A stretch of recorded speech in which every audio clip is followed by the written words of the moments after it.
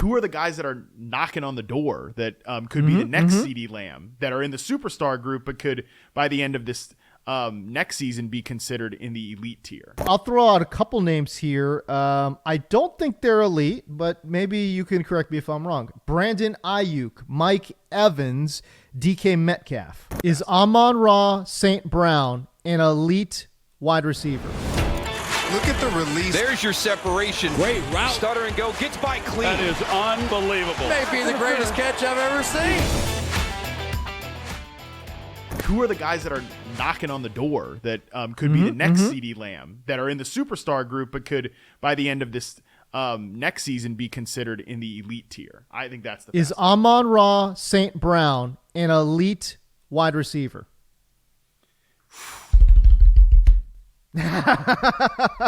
He's Look. I know why you're struggling, because he is primarily a slot receiver, and he doesn't do some of the things downfield that all of these other players that you talk about do. He's freaking good. He's so good in that role, but is that role enough? That's my question to you. So it's a great question, and I think he is clearly, if he's not an elite NFL receiver, he is the CeeDee Lamb of last year, where he's the first name off the list. He's the honorable mention, and he's right. He's like one good sneeze away from being in there in 2024, right? Like the first couple weeks of that season. And honestly, like I haven't charted out his 2023 season yet, and like I reserve the right to do that work and then immediately say, oh yeah, I saw enough this past year to say he's an elite receiver, because he's kind of, you know what? I will say there were, and again, I haven't charted out the full data yet, but I can't get the couple of plays in the playoffs against the Rams where, and look, I know the Rams had young defensive backs and, you know, some issues in the secondary, but I mean, he was lining up against press man coverage and running like big boy routes. Like you know what? Actually, I'm going to go ahead and say I think he does belong in the elite tier of players. I don't want to just like keep on waiting for evidence when I think we've got enough evidence at this point that like I know who he is, and like I've always been way ahead of consensus on St. Brown for the most part, like because I have appreciated how good he is in that role, but I do think we have seen now enough of him expanding outside of just the power slot role. Right. I mean, he's like, I think it would be hypocritical for me to say, which I've said on the show a lot over the last few months, that I think he has an argument to be the most valuable receiver to his individual offense. I think it would be hypocritical for me to say that and then not say he's an elite NFL receiver. All right, there you go.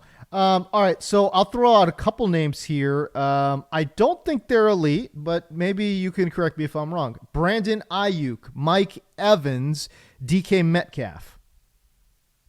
DK Metcalf definitely not. Mike Evans, I mean, he's in that point of his career with Diggs and Adams where, you know, there's been no drop off in Mike Evans's game, and I think you could argue that he might have had like the best season of his career in 2023, and he's had Baker a lot of really good seasons in his NFL career. This is a guy that's probably going to the Hall of Fame, and I think he should go to the Hall of Fame. I think he's definitely a top 10 receiver in the NFL.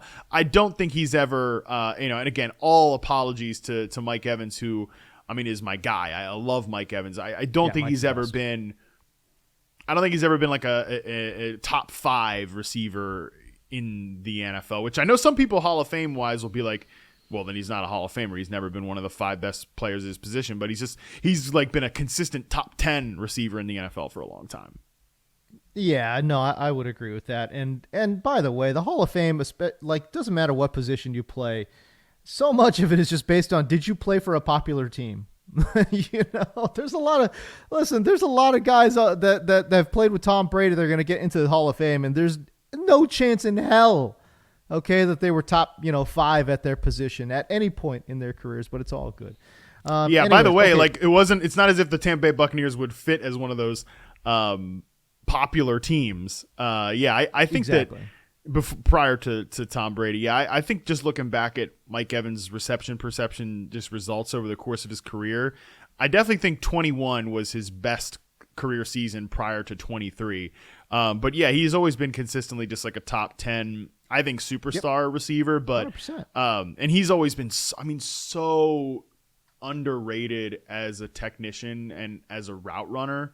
Like, that was a great ball test for a long time, and it was tell me about Mike Evans as a separator. You're like, oh, he's just big jump ball receiver. No, wrong, incorrect. But I mean, he's still always been like a good to great separator. I think not in this group of we talked about earlier. All of those guys are all, I think, very great to elite separators. Okay, let's pick up the pace here a little bit. Brandon Aiyuk, elite or no? No, but definitely superstar. Good. And like he's on the trajectory to me, I think, to become to jump into that elite tier to next year. And I mean, look, people that listen to Reception Perception know how I feel about Brandon Aiyuk, so we don't have to sit here and wax poetic for. I mean, I'd love to, but we don't have to sit here and wax poetic for 5 minutes about Aiyuk. Terry McLaurin last year was described as a top 12, top 15 wide receiver in the game. Is he elite? No, I don't think he's ever. I think there were scenarios where he could have been. It was. I think he was close with CeeDee Lamb to me in terms of first names off the list. And yep. I mean, just no. I don't think. Definitely. I don't think he is an elite receiver. I still think he's a superstar number one receiver.